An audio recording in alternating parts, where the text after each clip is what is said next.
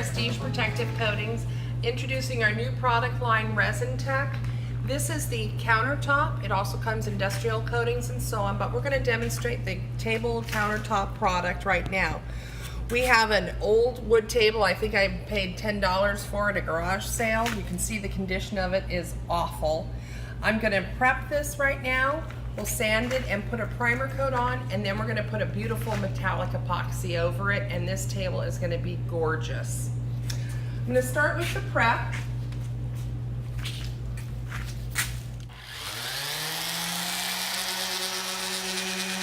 I have a 1 quart measuring container that I've pre-done, 4 ounces for the A resin and then an additional 2 ounces for the B resin. It's a 2-to-1 ratio.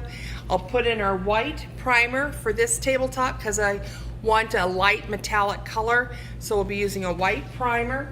I'll mix that up for about a minute and a half, and then because it's such a small surface, I'm just going to be brushing it on. If it was a countertop or a large table, I would be using probably a weenie roller.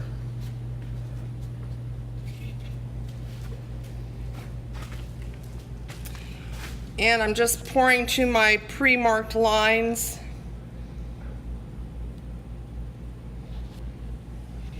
This is where it shows that I'm not a professional installer.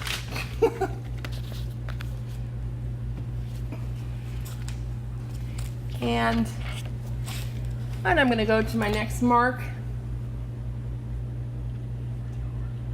I've got my additional 2 ounces right to the line, just a little bit. This is 100% solids epoxy, beautifully clear by Resin Tech. They make a great industrial coating line, and then they have this sort of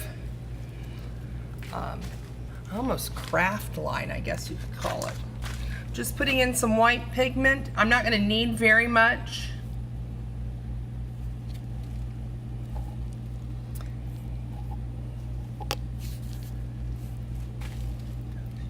And then I'm going to stir it up.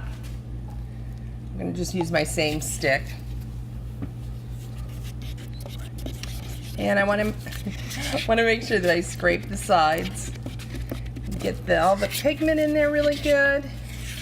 Mix my resins up.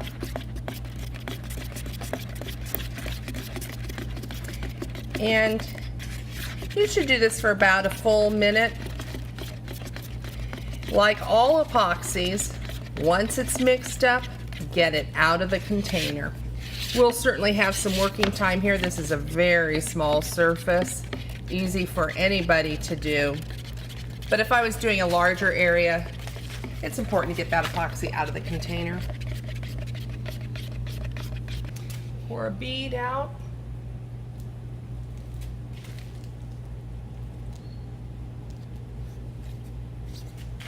Okay. And I just got my little inexpensive chip brush. You can see I'm going to be a little sloppy. I want to make sure I get all these crevices.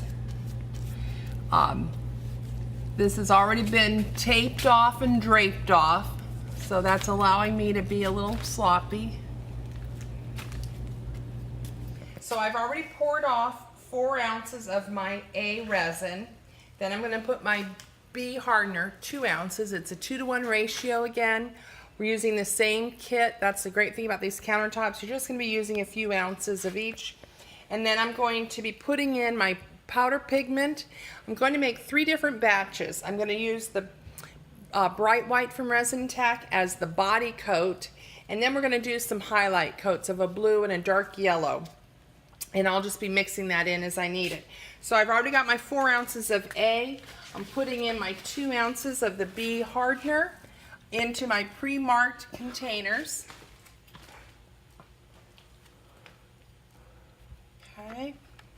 It's the nice thing about having these in the jugs is it's made to be able to be poured off, because that's the nature of a countertop. You're just going to be doing small portions. I'm going to, again, like previously, I'll be stirring it up. I'm just going to put in 1 spoonful. This is plenty This is a beautiful white metallic. There's not a whole lot of a true white like this. You get a lot of pearls that have some silver undertones. This is a bright white by Resin Tech. It's beautiful.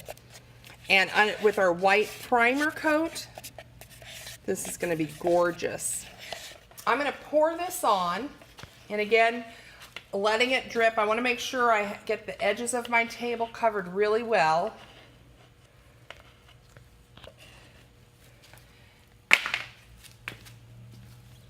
So, I'm going to pour my bead out.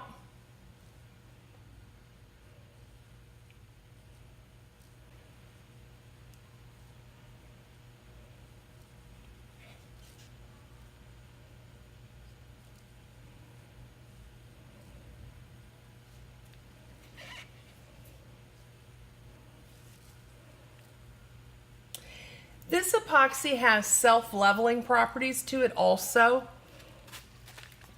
Okay. So I am just gonna get my brush a little wet, and I'm just gently moving this around right now. And if you get to the top of the table, you're kind of seeing the light movement of the epoxy now. And because we put it over the white primer, like any metallic, that base color, that primer is going to kind of wick through. That's sort of what you want. A lot of times we use a black primer because it adds a lot of dimension to your metallic, but because I knew I was going to be doing a light white body. Okay. I'm going to mix up, then I'm going to go with my a yellow. Again, a 2-to-1 ratio. These are pre-marked containers. I'm going to pour out 4 ounces of A. And we have these nicely marked so I can see them from the inside.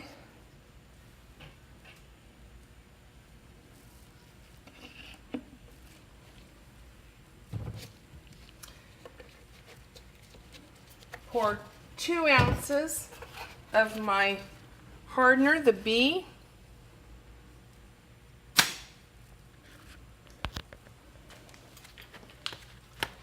I'm going to use my yellow pigment this time. Very vibrant yellow.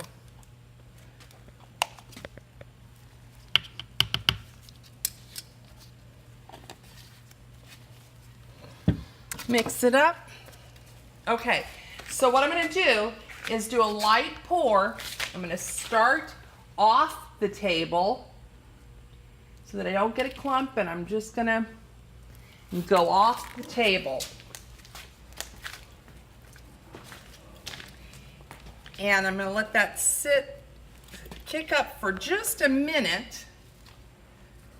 I'm going to let that tack up just a teeny bit. I'm going to make my blue batch because I want my highlights to be a little, I don't want them to merge. Since I'm doing a blue and a yellow, I don't want to end up with a lot of green.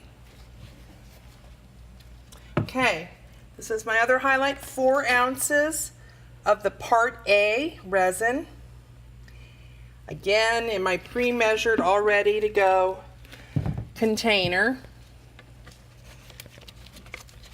And 2 ounces of my Resin Tech Part B. Okay. And I'm going to use this Resin Tech Blue.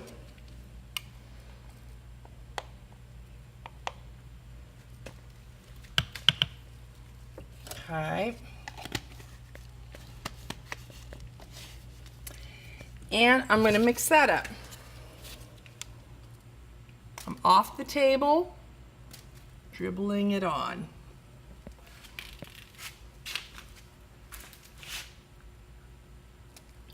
Off the table. I really like this blue a lot, so it's going to be the primary. And that going off the table makes it look like it's a whole slab of something. Okay, so now I'm just gonna start to play around with this, and if I feel like I wanna add more yellow, I can. What I'm gonna do right now is just a little kind of stippling. So I've gone right into this blue. It's barely set. And I'm just gonna move that along. And again, this is one of 1,000 ways to do this.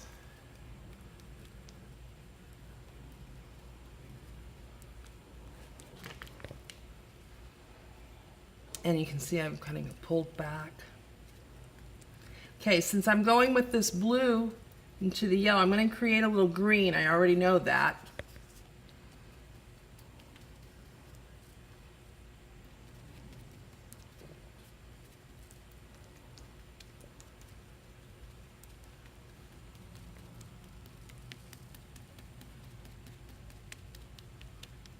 And I have probably 20, 30 minutes to be able to play around with this.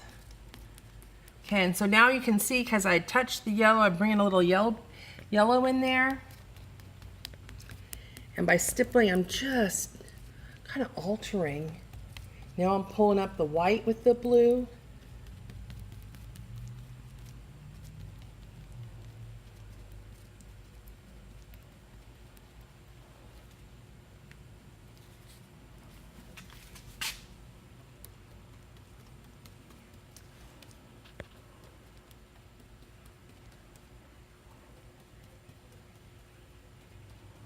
And again, in 5 minutes, this is already going to look so different.